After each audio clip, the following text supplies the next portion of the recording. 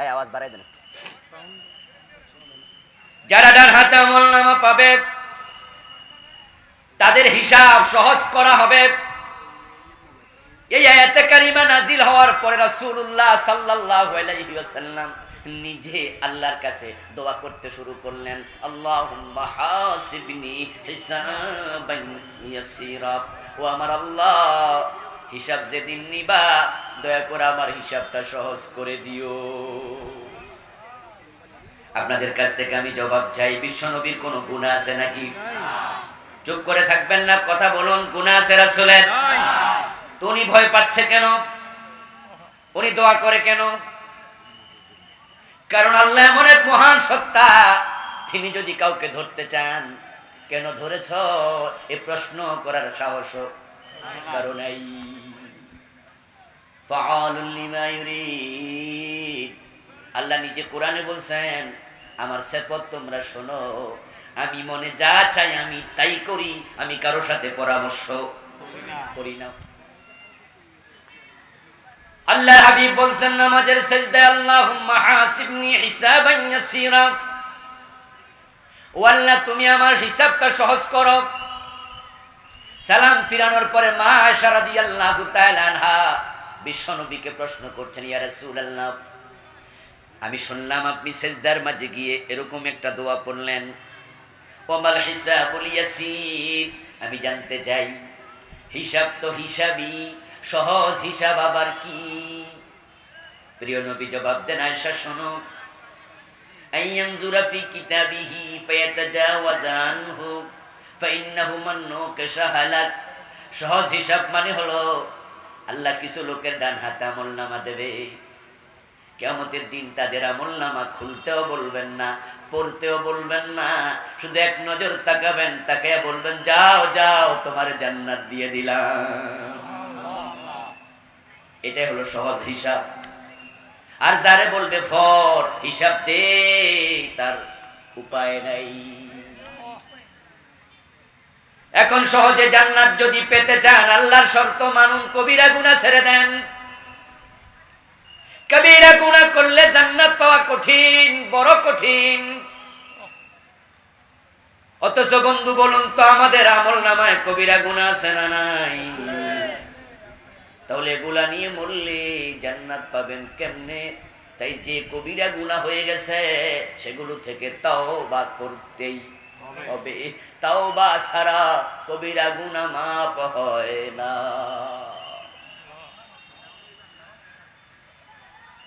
বাবা আদম মা হাওয়া আলাইহিস সালামকে আল্লাহ তাআলা পাঠিয়েছেন জান্নাতে। পাঠানোর পরে তিনি বললেন, ফালা তাকরাবা হাযিহিস শাজারা। ওই গাছের কাছে যেও না। জান্নাতের যে জায়গায় মনে চায় যাও, যা খেতে চায় মন খাও, কিন্তু গাছের কাছে যেও না। তারা দুইজন জান্নাতে বড় সুখে আছে। একদিন জান্নাতের দরজায় কার যেন কান্নার আওয়াজ শোনা যায়। হযরত আদম হযরত হাওয়া শুনলেন, জিজ্ঞাসা করলেন, জান্নাতের দরজায় দাঁড়ায় কে কাঁদো? কান্নাকারী জবাব দেয়, আমাকে তোমরা চিনবা না, কিন্তু তুমি কি চাও? কোনা কিছু চাইও না, তো কাঁদো কেন? কাঁদি তোমাদের দুঃখে। মানে আমরা তো আছি বড়ই সুখে।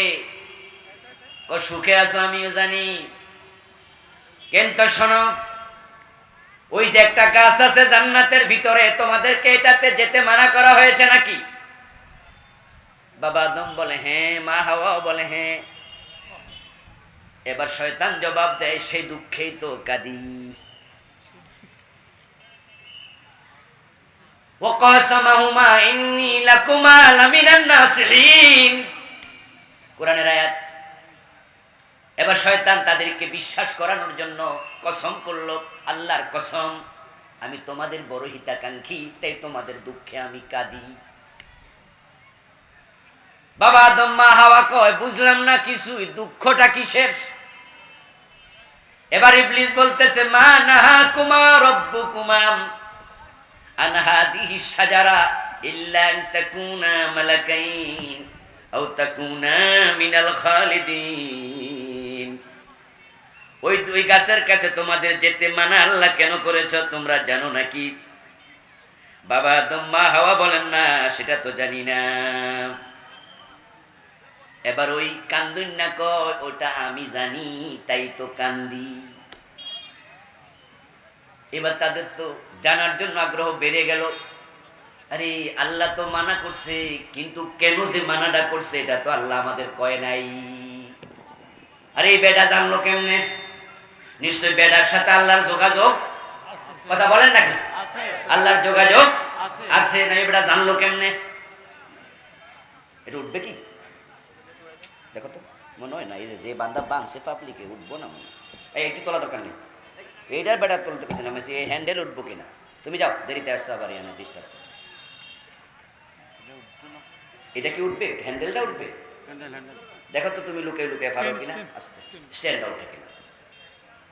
এটা জিকির করুন লা ইলাহা ইল্লাল্লাহ। তাড়াতাড়ি তাড়াতাড়ি এই চান্স তুমি কাজে লাগাও। তুমি পরে লা ইলাহা ইল্লাল্লাহ সামান্য সামান্য লা ইলাহা ইল্লাল্লাহ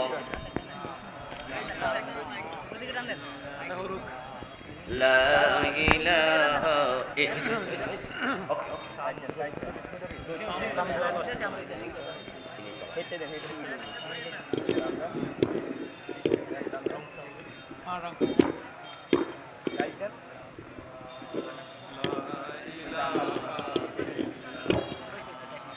লা ইলাহা ইল্লাল্লাহ মুহাম্মাদুর রাসূলুল্লাহ।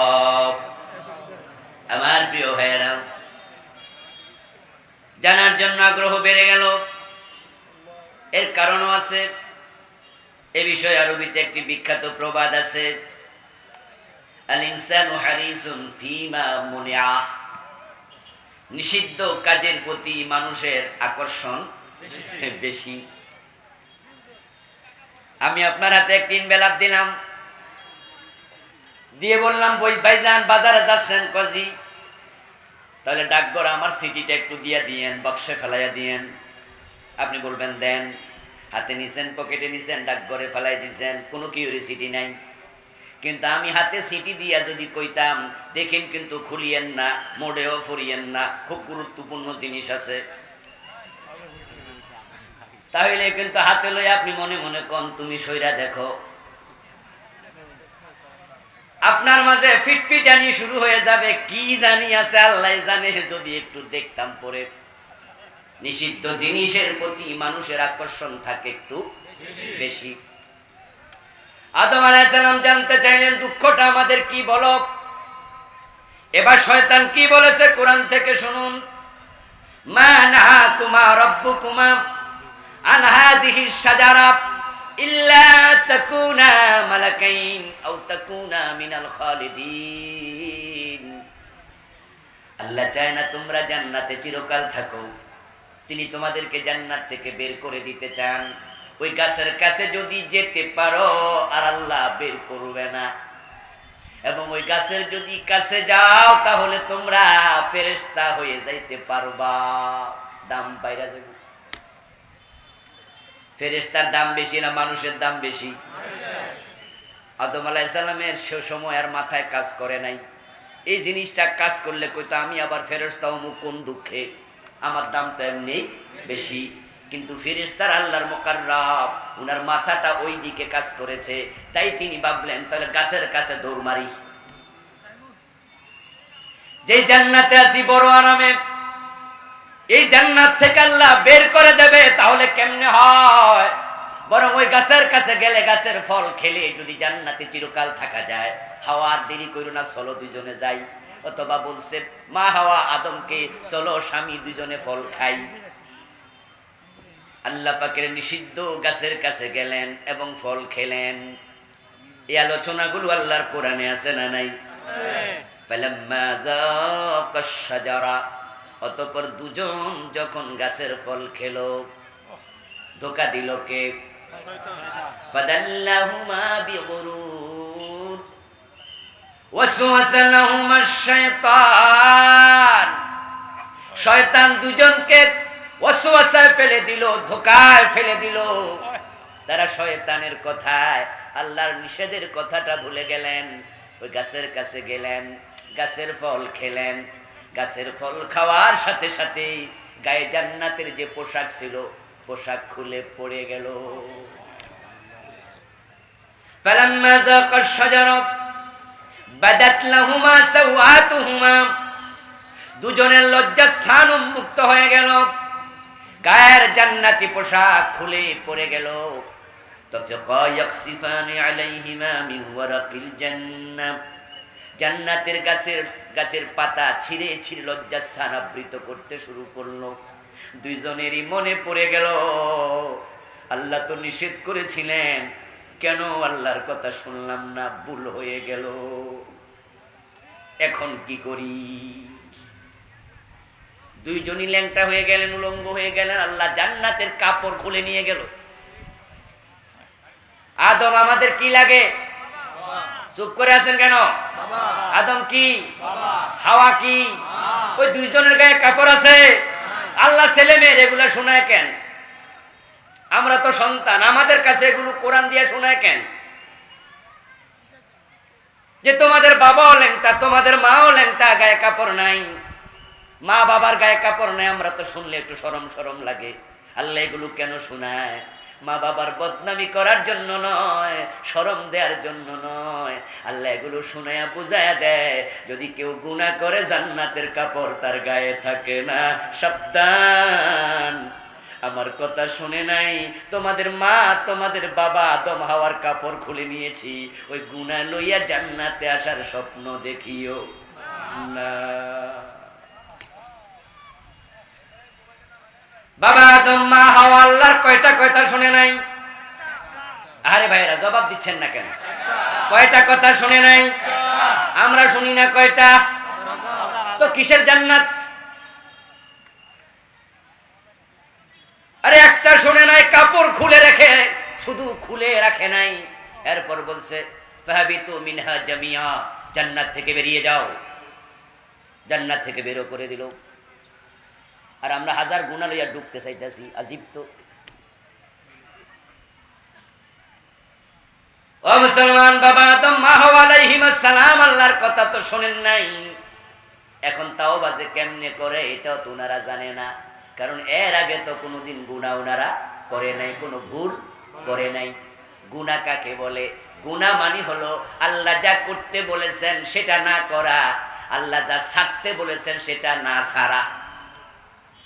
আল্লাহ বলছে মদ খেও না, মদ খেলে সওয়াব হবে না, গুনাহ হবে। আল্লাহ বলছে নামাজ পড়ো, এটা না মানলে সওয়াব হবে না, গুনাহ হবে। এর মানে তিনি যা করতে বলেছেন করো, যা ছাড়তে বলেছেন ছাড়ো, তাহলে তুমি ভালো মানুষ, তুমি জান্নাতি। আর যখন তার উল্টা করবা তোমার গুনাহ হয়ে গেল, মুসিবত। এখন তুমি কি করবা? আদম তো জানে না, মা হাওয়া তো জানে না, কি করবে? এবার আল্লাহ কোরআনে বলেন, দেখো আমি তোমাদের বড় ভালোবাসি, গুনাহ করার কারণে আমি আদম হাওয়াকে বের করে দিলাম, কাপড় খুলে নিলাম। এখন তারা গুনাহ থেকে কেমনে মাপ পাওয়া লাগে তাও তো জানে না, তা আমি আল্লাহ নিজে তাওবা করার নিয়ম শিখাইয়া দিলাম। সুবহানাল্লাহ পড়েন। আল্লাহ কত আমাদের ভালোবাসে। ফাতালাক্কা আদামু মির রাব্বিহি কালিমাত। সুবহানাল্লাহ পড়েন। আল্লাহ পাক রব্বুল আলামিন বলছেন, অতঃপর আদম আলাইহিস সালাম আমার পক্ষ থেকে, তার রবের পক্ষ থেকে কিছু কালিমা পেয়ে গেল। আল্লাহ পাক রব্বুল আলামিন হযরত আদম, হযরত হাওয়া আলাইহিস সালাম তাদের দুজনের কাছে কিছু কালেমা নাজিল করলেন। ফাতাবা আলাইহি, শুরুতে ফা, পরেও পা। আলেম ওলামা আছেন এখানে অনেকে। আমাদের দেশে একটা ভুল ওয়াজ খুব প্রচার হয়েছে, না বুঝার কারণে বড় বড় আলেমরা পর্যন্ত আমি দেখি বলে ফেলতেছে। সে ভুল ওয়াজটা হলো আদম নবী মা হাওয়া গুনাহ করার পরে 360 বছর নাকি কাঁদছে, তারপরে নাকি ক্ষমা পাইছে। অথচ এই ওয়াজটা সরাসরি আল্লাহর কোরআনের উল্টা। ঠিক, এর পক্ষে তো কোনো হাদিস নাই। শুধু নাই তা না, বরং কোরআনের উল্টা। আদম আলাইহিস সালামকে আল্লাহ তাআলা জান্নাত থেকে বের করে পাঠাইলেন কোথায়? কোথায়? কথা বলতে হবে, কয় না কোনটা কই বিপদে পড়ি। আমরা শুনেছি পাঠাইছে শ্রীলঙ্কা সিংহলে, ওখানে নাকি আদম নেমেছে একটা পাহাড়ের চূড়ায়, ওই পাহাড়টার নাম অ্যাডামস পিক। দেখার জন্য আমিও গিয়েছিলাম কয়েক বছর আগে। 4 ঘন্টার বেশি সময় ধরে হেঁটে হেঁটে ওঠা লাগছে, সম্ভবত 4 ঘন্টা 10 মিনিট লেগেছিল উঠতে। সেটা হলো 7000 ফিট উঁচু। এই যে আকাশে মেঘ দেখা যায়, মেঘ হলো 4.5 থেকে 5000 ফিট উপরে। ওই পাহাড়ের মাথা হলো আরো 2000 ফিট উপরে। এর মানে আমরা যখন চূড়ায় উঠেছি, নিচের পাহাড়গুলোকে মেঘে ঢাকা দেখেছি। মেঘ ছিল আমাদের অনেক নিচে। আদম আলাইহিস সালামের পা, ওখানে চিহ্ন নাকি আছে, দেখতে গেলাম, গিয়ে দেখি মোড়েও নাই, মিথ্যা কথা। ওখানে আছে বৌদ্ধদের একটা মন্দির, ওরা অংবং চংপং করতেছে। এই স্টেজের মতো, হয়তো আরেকটু বড় হবে, বিশাল এক সামিয়ানার মতো চাদর টানানো। লোকজন ওখানে কাছে যায়, আমি কাছে গেলাম, জিজ্ঞাসা করলাম ভিতরে কি আছে। ওরা 100% ইংরেজি জানে, রিক্সাওয়ালা পর্যন্ত ইংরেজি জানে শ্রীলঙ্কা। জিজ্ঞাসা করলাম এখানে কি, বলতেছে এখানে বুদ্ধের পা আছে। আমি বললাম আদমের পা।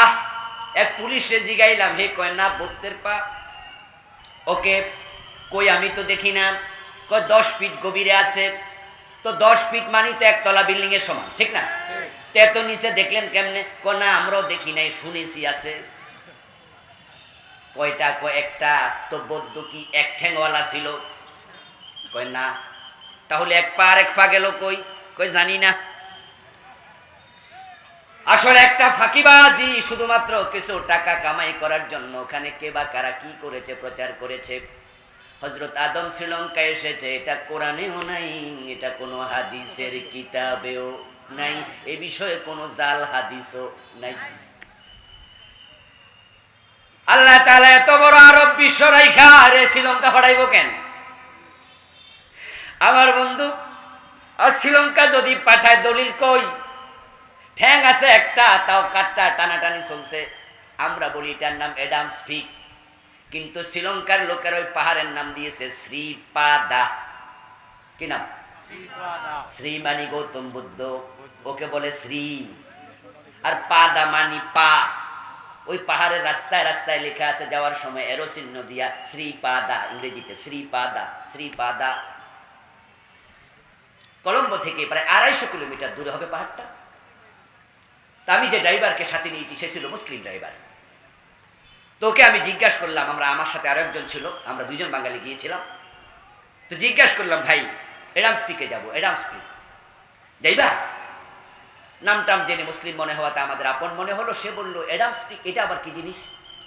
বললাম যে বেটা, আদম যেখানে নামছে। হে কয় আদম এখানে নামছে, তোমরা আরে কইলো কেনা? আরে আমি বাংলাদেশে শুনছি। দেশ আমরা, শুনছো তোমরা? আরে আমরা তো কোনোদিন শুনি নাই আদম আমাদের দেশে নামছে, তোমরা বাংলাদেশ থেকে শুনলা কেন? কিছু মানুষ সেখানে যায়, তবে বৌদ্ধরা যায়, মুসলিমরা তো যায় না। তোমরা সেখানে কেন যাবে? বললাম যে না, একটা ঠ্যাং আছে, এটা না চাইলে শান্তি হবো না মন। তোমার আর আমরা বেশি কিছু জিজ্ঞাসা না, তুমি যাইবা নিকো। তো বেড়া কয় আমার টাকা দরকার, যাবো না মানে চলেন। জিজ্ঞাসা করতে করতে গেলাম শ্রীপাদাওয়ালা সেই পাহাড়ে, ঠ্যাং ট্যাং কিছু পাইলাম না, একটা গভীরে আছে জানি না। এখন ইন্টারনেটে ঢুকলে আপনারা